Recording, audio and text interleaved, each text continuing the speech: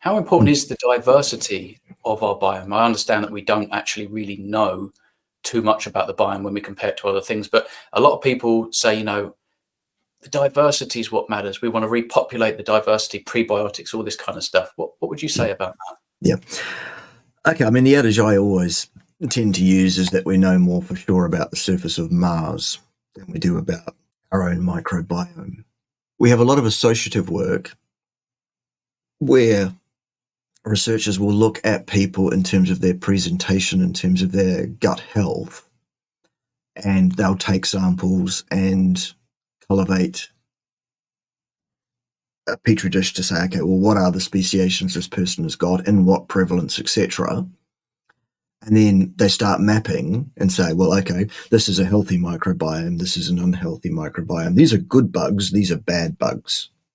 Okay, that's ridiculous for a start. That's just associative claptrap. That's not science. Secondly, there are multiple different speciations, balances, levels of microbiota that are possessed by people who are apparently healthy.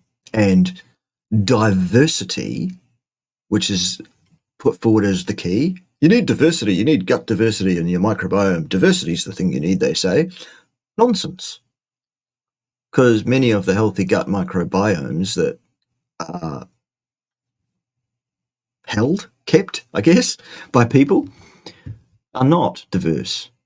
So diversity, this idea about diversity, I mean, what's behind that? I've got no idea other than people that want to push a certain barrow. And there are many, many people working in the sciences who somehow have failed to grasp the very first lesson they were probably taught in the first half an hour of their first undergraduate degree, which is, shall we all say it together, association cannot determine causality.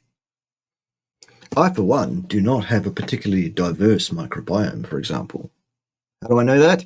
Because I've had it tested? No, actually, because my diet is not diverse. So I must have a less diverse microbiome than someone that eats a more diverse range of foods.